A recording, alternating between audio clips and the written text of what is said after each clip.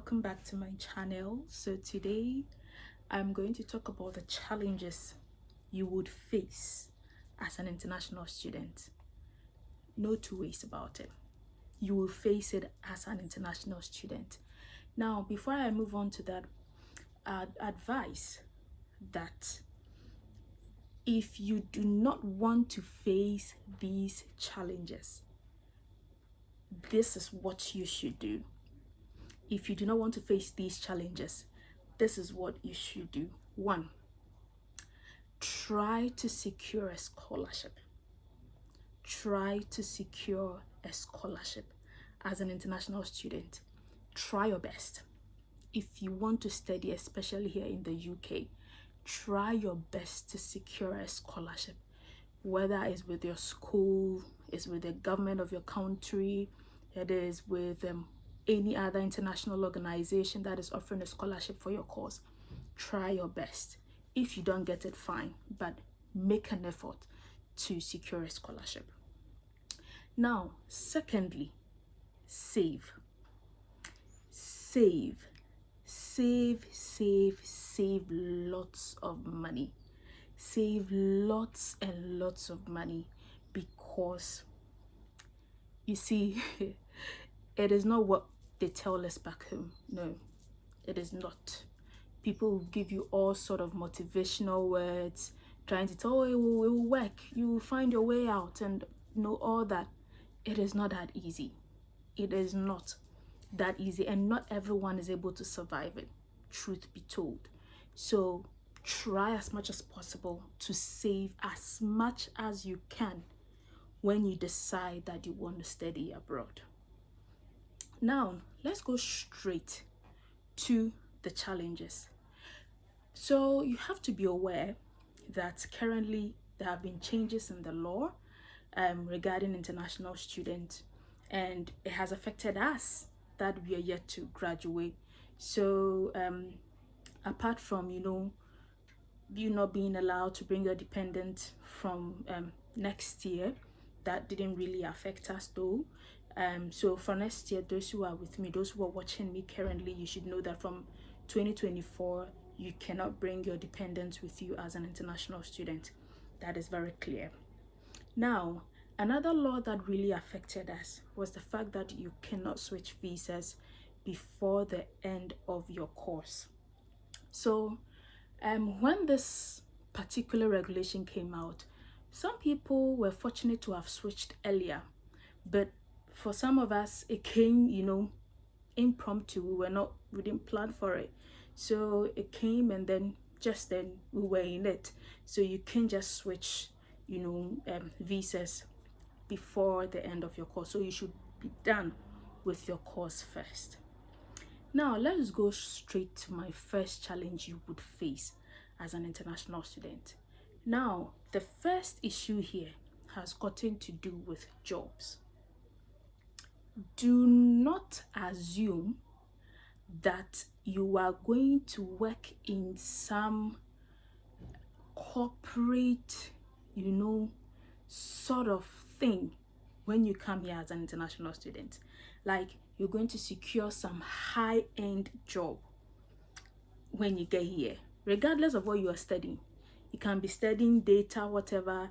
You can be studying digital, whatever. Trust me, it is not that rosy when it comes to jobs here. Now, the reason why it is going to be quite difficult for you to secure like a dream job when you come here is because, 1, you have your 20 hours limit, and majority of those jobs would want someone who can work full-time. So your 20 hours would not be enough for them. So that is one. Secondly, they may be looking for people with the UK experience or Canada experience or something like that. So since you are new in the country, no, they can't give you the job because you may not have the experience. I'm not saying that there cannot be an occasion where you can secure that, but trust me, you will need to prove a lot. And even with that, the fact that you are going to go 20 hours alone can create a whole lot of inconvenience for the organization. So unless they decide to take, a shot at you, that is where you can't be able to secure that. But you get international students doing jobs like care, which is very, very common, extremely common here. You get international students doing sales, job, being sales attendant or retail assistant. You get international students doing catering, so working in the kitchen, some working in the restaurant, some working, as teaching assistants, which is quite okay. So do not think that you are going to get all that. You're a bank manager in your country, so as you're coming, you're going to get a bank job. I'm sorry, not as an international student, not as when you were you were an international student, or maybe you were working in some corporate organization where you were the manager of HR or something like that. I'm sorry, it's not that easy for you to secure such high-end jobs here. So you may want to start with the menial ones, then probably you can rise after you're done with school. So the jobs is one. Secondly, the challenge of fees. The challenge of fees. Now, I don't know, but if you have it in your mind that the bank statement you are using or your proof of funds, you are not going to use that to pay your fees, then trust me, you cannot work 20 hours to pay the fees.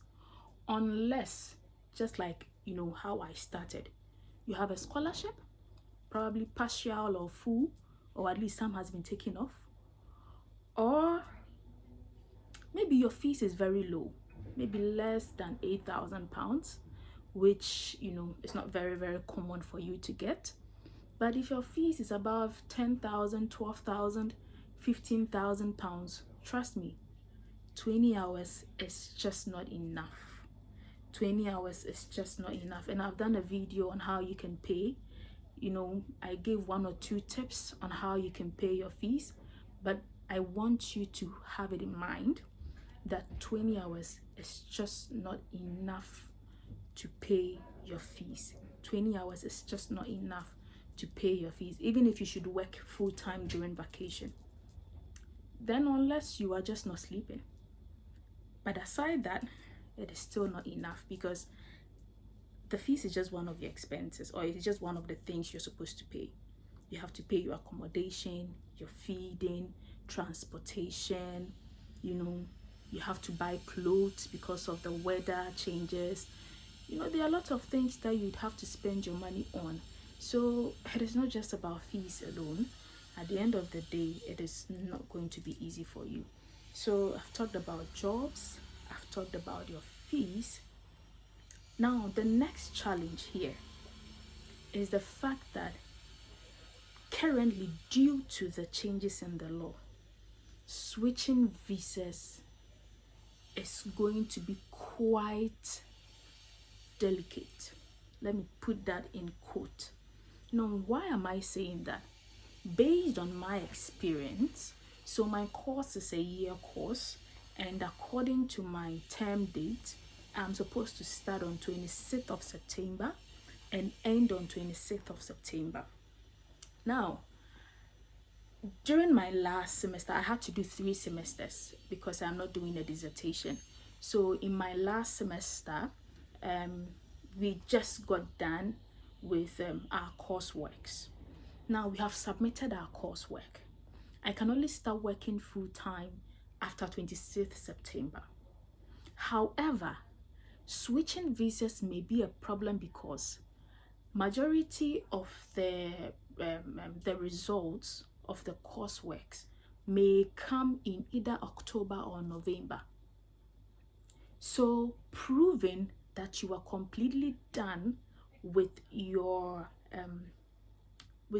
course, okay, would mean that you may be able to fully prove by November if you are in my situation. If you're doing dissertation, it means that by September or something, or by August something, you should be done. Maybe by September your results should be ready. But for instance, I had my last course, being submitting my last course just, in the first week of September. So then results are going to be quite ready, maybe in October or November.